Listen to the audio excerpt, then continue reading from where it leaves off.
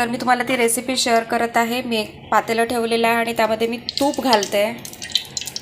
1 ते 1.5 चमचा आपण तूप घालूया आणि हे थोडं गरम झालं की ह्या अळूच्या बिया आपण यामध्ये घालूया। तुम्ही बघू शकता तडतडत आहे, फक्त त्याला तडतडू द्यायचं, जळू द्यायचं नाही आहे आपल्याला। थोडं तडतड झालं तुपामध्ये की आपण यामध्ये थोडं हे बघा तडतडत आहे आणि यामध्ये आपण थोडं पाणी घालूया।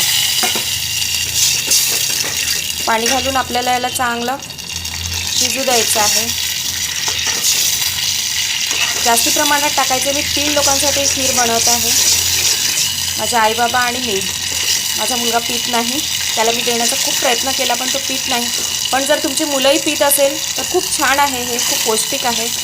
तूप आपल्या शरीरासाठी चांगलंच आहे आणि असं आहे की आपण इतक्या महागाईमध्ये मेव्याचे लाडू बनवणं आपल्याला शक्य नाही, तेवढ्या मोठ्या प्रमाणात तूप वापरणं शक्य नाही। आपल्या मुलांना देणार की आपण पण आपली काळजी आपल्या हातात आहे, आपली काळजी आपण घेतलीच पाहिजे। माझी डिलिव्हरी झाली तेव्हापासून 14 वर्षापर्यंत मी खीर दरवर्षी हिवाळ्यामध्ये बनवते आणि 4 महिने डेली मी ही खीर घेत असते। माझे आई बाबा माझ्यासोबत राहतात, त्यांनाही मी देते।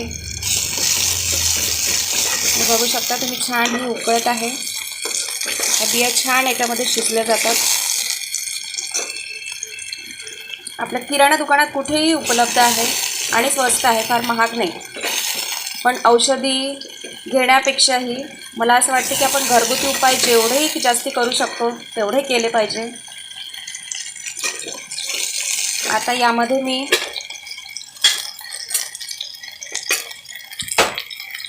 छान उकळी आली आहे, यामध्ये आता मी दूध घालणार आहे। तुम्हाला हवं तेवढं दूध तुम्ही घालू शकता। दूध तर आपल्या शरीरासाठी खूप जास्त जरुरी आहे, कॅल्शियम त्यातून मिळतं। आणि दूध घातल्यावर थोडीशी चवीनुसार साखर तुम्ही यामध्ये घालू शकता।